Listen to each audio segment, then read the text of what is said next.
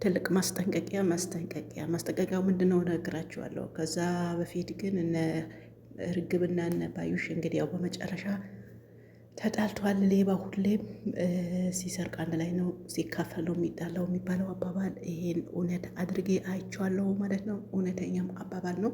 አንዳንድ አባባሎች ትክክል ናቸው፣ አንዳንድ አባባሎች ግን ትክክል አይደሉም ማለት ነው። ስለዚህ ሜላትና ማነች እርግብና ባዩሽ በ11ኛው ሰዓት ያው እንደሚሆኑን አይተናል። እችኛውም ሰርቃ ጠፍታለች፣ እችኛዋ ማመለጠችኝ፣ የታባሽ ትገቢያለሽ፣ የዚህ ሁሉም እኔ ነኝ ያስለመድኩሽ እያለች ድፍርናውም ይሄን ድፍርና ከየት አምጣሽ እያለች ነው ጊዜ ያው ጥርሷን ነክታ ተናዳለች። ስደውልም ስልኳን እምቢ ብሏል። አሁን ስልኳም ልትሰብረው ትችላለች፣ አይታወቅም ማለት ነው። እሱ የምናይ ይሆናል። ሌላው ደግሞ ትልቁ ማስጠንቀቂያ ሁሌም እንደምንላችሁ በተለይ ሁለት ነው የምነግራችሁ። ሳውዲ አረቢያ ያላችሁ በቅርብ ኢቃማ ያሰራችሁ፣ ባለፈውን አዋጅ መቶ በአዋጁ መሰረት ኢቃማችሁ ያሰራችሁ፣ በተለይ ደግሞ ጅዳ አካባቢ ያላችሁ ራሳችሁን ጠብቁ። መጀመሪያ ኢቃማ ሳይኖራችሁ ስራታችሁ ጠብቃችሁ ስራችሁ የምትሰሩ ነበረ። አሁን ይህን ኢቃማ ይዛችሁ ደግሞ ዝም ብላችሁ ወጥታችሁ ዙጥ የምትሉ ኢቃማው ከዙጥ አያድናችሁም። እና እባካችሁ ሳውዲ አረቢያ ያላችሁ በቅርብ ኢቃማ በእጃችሁ በሰሞኑ በተለቀቀው አዋጅ በየትኛው ሚስ ሆናችሁ ኢቃማ በእጃችሁ የያዛችሁ አድባችሁ ተቀመጡ። አድባችሁ ተቀመጡ። ያን ኢቃማ አያድናችሁ ከዛ ነገር። እንደዚህ አይነት ኢቃማ ቢኖራችሁም እየተያዛችሁ ነው። ስርዓት የሚባል ነገር አለና ያው ስርዓት ስታጡ ኢቃማው ሊያድናችሁ አልቻለም። ይሄ ነገር በጣም ጥንቃቄ ያደርጉ። ሌሎቹ የሚሰሩትን ሰበብ አትሆኑ ማለት ነው። ስለዚህ የዛን አካባቢ ዙጥ ስትሉ የተያዘችሁበት አካባቢ በሙሉ አንገቱ ደፍቶ የሚሰራ አበሻ ይኖራልና በእናንተ ምክንያት ያው ርዝቁን በእርግጥ ርዝቅ የሚረዝቅም አላህ ነው። ነገር ግን ሰበቡ እናንተ አድርጋችሁ እናንተ ባጠፋችሁትን እነሱን ታሳብባላችሁና እባካችሁ ምን የያዛችሁ መሰላችሁ? ስለዚህ ተው፣ ሌሎቹን ይስሩበት። ሌሎቹ ይስሩበት። ሰው የተያዘ ነው የሚያዘው ደግሞ ዙጥ እያላችሁ ማለት ነው። ስርዓት አገሩ ታውቃላችሁ፣ በጣም ስርዓት ያለው ህግ ያለበት ሀገር ነው። እንደ ኢትዮጵያ መስሎሽ ከሆነ ተሳስተሻል። እያንዳንድሽ ጠንቅቀሽ ታውቂያለሽ፣ ሳውዲ ያለሽ ማለት ነው። ስለዚህ ራሳችሁን ጠብቁ፣ ሌሎቹም አስጠብቁ። ምናልባት እናንተ ወይም ሀገር ለመግባት ነው እንዲህ ኢቃማ አሰራችሁ ወይም ደግሞ እንደዚህ እንትን ለማለት ነው እንጂ በቃ በጥቅሉ ሌሎቹ እንዳታስበሉ ልላችሁ ፈልጌ ነው ማለት ነው። ሌላ ደግሞ በአሁኑ ሰዓት ሁሉም ያለው ያው ህግ ደላላዎች ናቸው።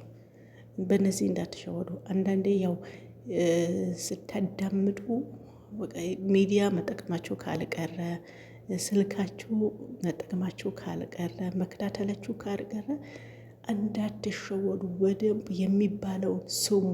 ሰው የደረሰበት ነው ወጥቶ የሚያወራውና ዝም ብሎ አይደለም። ይሄ ሁሉም በሚዲያ እንትን የሚሉት ታዋቂ ቲክቶከር ላይ ቀርበው የሚያለቅሱት ዝም ብለው አይደለም። ስለዚህ ያችን ሴት ወይም ደግሞ ያን ወንድ የሚያለቅሰውን የግድ እናንተ ማልቀስ የለባቸውና የአንዱ ትምህርት ለሁላችንም ትምህርት ይሆናል። እባካችሁ ወጣችሁ እንዳታለቅሱ፣ እንዳትበሉ። በተለይ በተለይ ዱባይ ያላችሁ ህገ ወጥ ደላላ የበዛበት በቃ ሁሉም በአሁኑ ሰዓት ዱባይ ነው የሚለው ለምን እንደሆነ አላውቅም። ወንዱም ሴቱ፣ በተለይ ደግሞ ወንዶች መጥተው ደግሞ እያያችሁ ነው ሚዲያ ላይ። ስለዚህ ሁሌም የሚነገር ሀቢባ በዚህ አጋጣሚ እጅግ በጣም ነው ማደንቃት። ሁሌም አሁን ብዙዎቹ ይጠሏታል። አሁን በዚህ ሰዓት እሷ ቤት የሚገባው ህዝብ አይደለም። በተለይ ወንድሞች 1-2 መስላችሁ በአንድ አጉሯቸው 10-15 በአንድ ቦታ 20-25 በአንድ ቦታ ህገወጥ ደላላ እየመጡ ለሰው የሚከፍሉት ብር 400 ሺህ 500 600 ትላንትና አንድ ምንድን ነው አለው 620 ሺህ ከፍያለሁ አለ። ወላሂ እነዚህ 600 20 ሺህ አስባችሁታል? አሁን ትንሽዬ ነገር አይከፍትም ኢትዮጵያ ላይ ትንሽዬ ነገር ስራ አያሰራም። ያ ሁሉም ከፍሎ መጥቶ ህገ ወጥ ሆኖ ወይ ወረቀቱ አልተሰራለት ወይ ስራ አላገኘም ወይ ጥሩ የሚያርፍበት ቦታ የለም። እንግዲህ እንዳያችሁት በአንድ ቦታ በዚህ ሙቀት ሙከየፍ በሌለበት ማናችሁ ብሎ ጠያቂ በሌለበት ደላላ እየተቀበሉ እንደምንም ብሎ ወደ ዱባይ ያሻግራቸዋል። ከዛ በኋላ መንገድ ላይ ነው የሚጥላቸውና በተለይ ደግሞ ትንንሾች ትንሽ ናቸው። የምር እድሜያቸው ራሱ ሲታይ ዝም ብሎ እንደዚህ ፊዚካላቸው ውስጥ ሲታይ ትንሽ ናቸው። ሙቀት በአሁኑ ሰዓት አይደለም ውጭ ላይ ይቅርና ቤት ላይ ራሱ ከሙካየፍ አልቻለም። አስባችሁታል? እና ለምን ዱባይ ለምን የሁሉም አጀንዳ ሆነ? ግን እኔ የማስበው አንዱ ትክክለኛ እርምጃ የሚወሰድበት ነው። ደላላውም ይሄን ያክል አይደፍርም ነበረ እና ያው ዱባይም እንደ ኢትዮጵያ ሕግ የለም ይሁን አላውቅም። ብቻ ደግሞ የሚበድሉት አበሻ በአበሻ ናቸው። የሚጨካከኑም አውጥቶ በሚጥለው አበሻ ነው፣ የሚያበጣው አበሻ ነው፣ ብርም የሚበላው አበሻ ነው። ገባችሁ አይደል?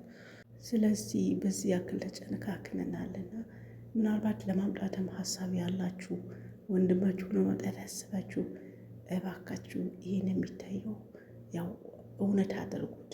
የእናንተው የተለየ ነገር የለም። አንዱ ትናንትና ምንድን ነው ተባለ፣ ይሄን አታውቅም ነበር አውቅ ነበር አለ። እያወቃችሁ የምትመጡ ደግሞ በቃ ይበላችሁ ነው የሚባለው። ሌላ ምን ይባላል? በአሁኑ ሰዓት ከ110 ነው እንጂ ሁሉም ሚዲያ ይጠቀማል፣ ሀገር ቤት ድረስ ማለት ነው። የማይጠቀም የለም። ስርዓቱ ሌላውን ይህ ሁሉም ሲሆን አታውቅም ነበር ወይ? እንዴት ከፍለ መጣ? አውቅ ነበር አለ። እንግዲህ አሁን ይህ ልጅ ምንድን ነው የሚባለው? 620 ሺህ ብር ከፍሎ ከኢትዮጵያ መጥቶ ከመምጣቱ በፊት ይሄን እያወቀ ከፈለ። ወሲን ያክል ሀገሪቱ እንትን አይለውም ወይ? አይናችሁ እያየ እያወቀ የምትበሉትስ ነገር ሚዲያ ካያችሁ እኔም ይሄ ነገር ይገጥመኛል በሉ።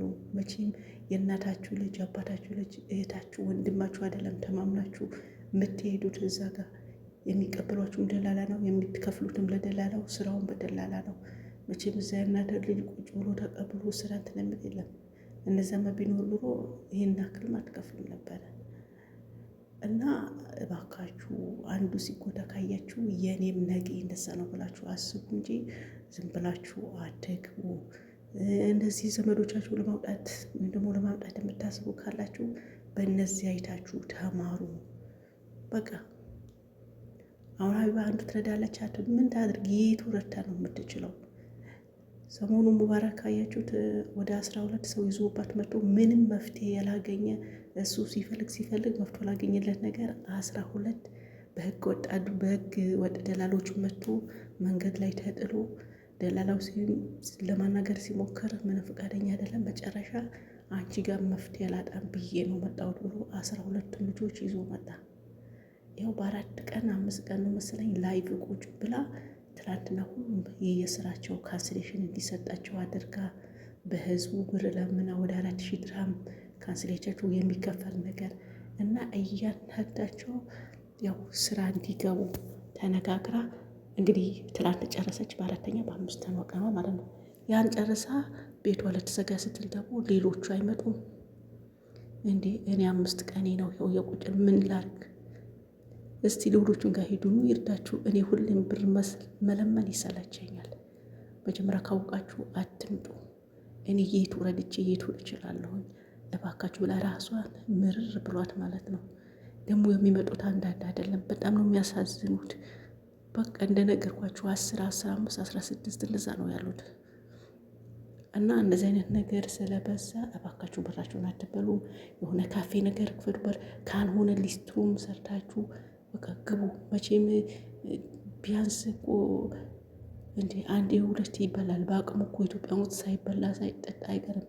ምናልባት አላህ እንትን ካለው በሀገርም ሰርቶ መለወጥ ይቻላል። እና ይህን ብር ሁሉም ከፍላችሁ ስራም ካላገኛችሁ በዚህ ሙቀት ከተጠላችሁ ምግብ በሚደፋበት ሀገር ዱባይ መታችሁ እየተራባችሁ ይህ ሁሉም እያያችሁ ደግሞ አይናችሁ እያየ በቪዲዮ እያያችሁ ከፍላችሁ ብትመጡ እናንተ አታሳዝኑ። አሁን ልክ ናት ሀቢባ፣ አታሳዝኑም። ስለዚህ እኔን ይሄ ቦታ ከሄዱ እኔም ይሄን ይገጥመኛል ብላችሁ ከዛ ካልተማራችሁ እንግዲህ ህዝቡ ምንም ማድረግ አይችልም። ህዝቡ የእናንተ ሲያዋጣ አይኖርም መቼም።